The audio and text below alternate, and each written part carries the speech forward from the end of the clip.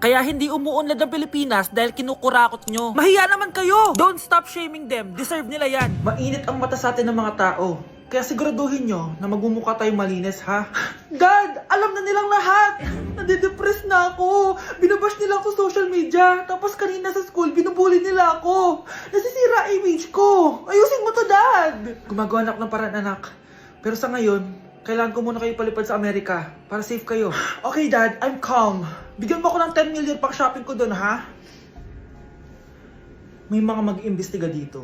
Kaya lahat ng mga luxury cars namin, itago nyo muna. Hindi nila pwede makita yung mga yun. Base sa report na binigay sa akin, may ghost project daw kayo. Totoo ba yun?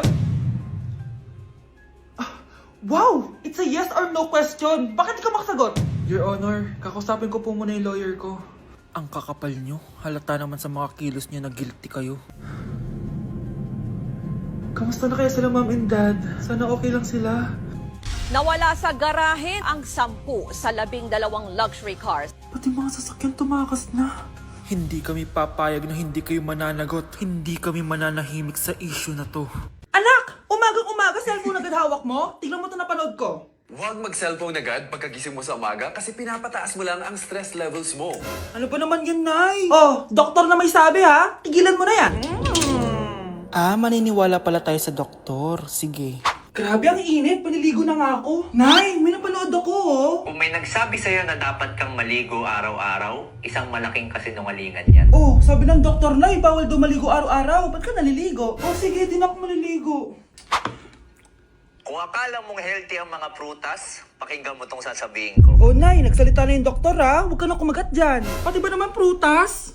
Ay, magmamatcha na lang ako. Kung akala mong healthy ang mga matcha, pakinggan mo tong sasabihin ko. Hala, sabi ng doktor, hindi daw healthy yung matcha, Nay. Huwag mo na inumin yan, ha? Pati matcha bawal. Sinisira mo ang utak mo sa paggamit ng mga betchin. Oh, Nay, sabi ng doktor, sinisira mo daw utak mo. Huwag ka na maglagay niyan. Tama na! Oo na, lahat ng ginagawa ko masama sa akin. O sige, Nay, titigil na ako. Basta mag-cellphone na ako, ha. Sige na, mag-cellphone ka na. Pero huwag ka magpupuyat, ha. Masama pa rin yon. Malaking kasinungalingan yung sinasabi nilang bawal ka magpuyat. Anong sabi mo, Nay? Sabi ng doktor, pwede naman eh. Bye! Ew! Tingnan mo nga itsura mo. Hindi ka bagay sa school na to. Wala akong oras makipag-away sa Cheska. Talaga? Eh di bibigyan kita ng oras. Hoy, babae ka! Subukan mo saktan ng basic ko. Makakatikim ka sa akin. Look who's here. Ang BFF niyang squatter. Anong sabi mo? Aray! Huwag mo akong angasan, be. Baka gusto mo mabura yung mukha mo. Hoy, Patricia, tama na yan.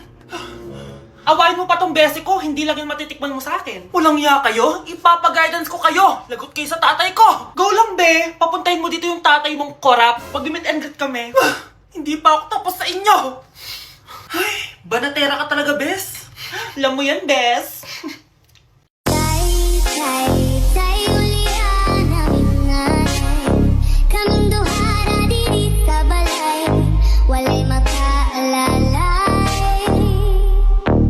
Anak, nakita mo ba yung cellphone ng tatay mo? Nilagay ko dun sa loob ng kabaong niya bago siya ilibing. Ha?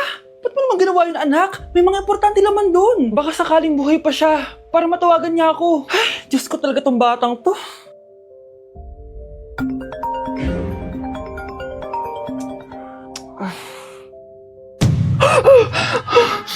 Matawag si tatay. Nay, kailangan natin pumunta sa sementeryo. Tumawag sa akin si tatay. Anak, pwede ba? Wala akong oras makipagbiruan sa'yo. Marami pa akong tatapusin trabaho. Pero Nay, pag di ka pa tumigil, kukunin ko yung cellphone mo. Tay, sumagot ka. Alam kong buhay ka. Sa lahat ng pwede kong makita, ikaw pa talaga. Jessica, tinatawagan ko lang tatay ko. Nababaliw ko na talaga, no? Patay na tatay mo, di ba? Baliw. Hindi, buhay siya. Ito tandaan mo. Kapag hindi ka pa tumigil sa kabaliwan mo, susunod ka na sa tatay mo. Sinabihan akong baliw ni Cheska tapos sinaktan niya ako. Totoo naman, di ba? Nabuhay ka.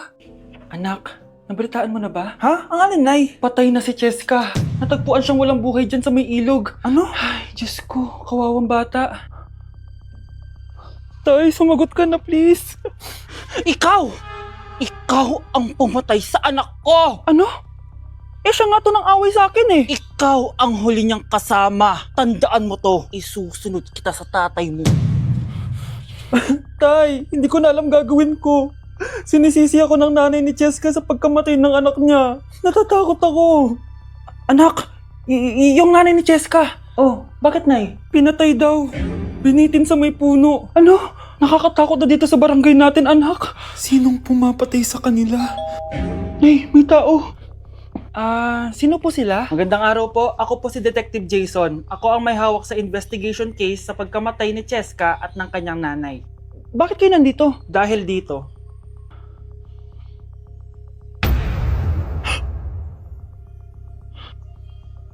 Nay, ikaw pumatay sa kanila? Oo, anak. Narinig ko lahat ng mga sumbong mo sa tatay mo. Cellphone ni tatay. Pinangako ko sa tatay mo bago siya mamatay na poprotektahan kita kahit makapatay man ako ng tao. Sumama ka sa akin, ma'am, para ma-interview ka namin. Tandaan mo to, anak. Kahit nasa kulungan ako, poprotektahan kita. Tumawag ka lang. Hindi mo talaga ako love. Hindi, ma-joke lang. Hindi mo talaga ako love. Patingin. Love mo ko. Yeah. Bakit di mo ko love? Ay naku anak, grabe talaga yung sa Brianna. Ang kalat-kalat palagi ng kwarto, parang binagyo. Di ka pa nasanay kay Ate Brianna, Nay. Tapos yung Ate Scarlett mo, buong gabi may kausap. Feel ko boyfriend niya yun. Wait lang, Nay. Tapusin ko lang to. Nakikinig ako, promise. Tapos, yung Kuya Miguel mo, palagi nasa barkada niya, hindi na umuwi dito. Yes! May reward ako! Ano ba, anak? Nagkakwento ako dito, puro kalaro dyan. Kasi naman, Nay, nakaka-excite. Tapos, may pa-freebies pa tong Joy Run. May game na kasi inside the Jollibee Delivery app. Just open the app and press the widget to enter the game. Tapos, pwede ka maka-unlock ng rewards. Ang saya naman yan, anak. Pero, paano gamitin yung mga reward? Kapag mag-order ka na, just enter the reward code here to enjoy your freebie. Promo runs from August 11 to October 15. Kaya mag-download ka na rin, Nay. Nandito na yung Jollibee!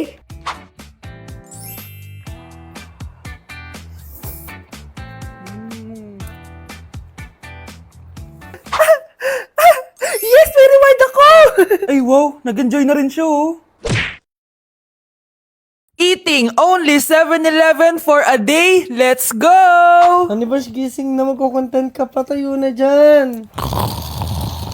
Good morning, guys! So, ginising ako agad ni Honey Bunch. 11 a.m. na. So, magbe-breakfast tayo. Alam niyo na kung saan. Papunta na kami. And yung 7-Eleven dito, guys, sobrang layo. Like, sa kabilang barangay pa. Hulaan niyo kung nasan ako.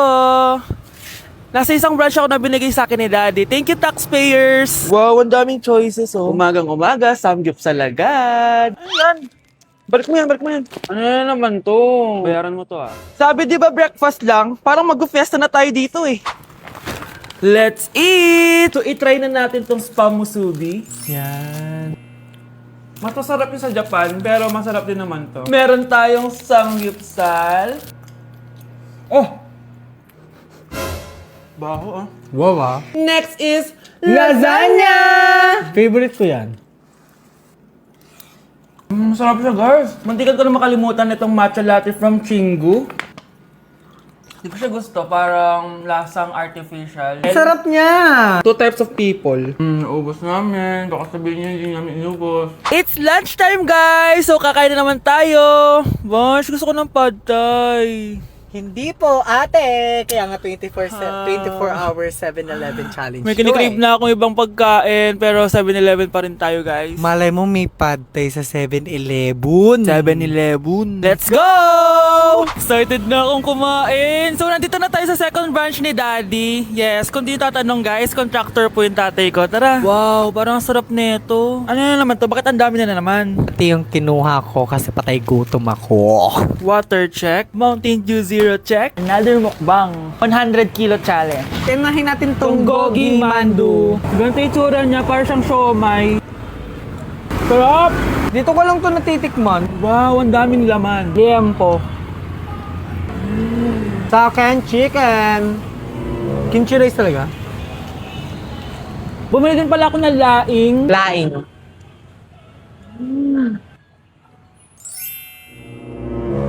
Hindi ko siya bet. Pwede dessert? May dessert pa?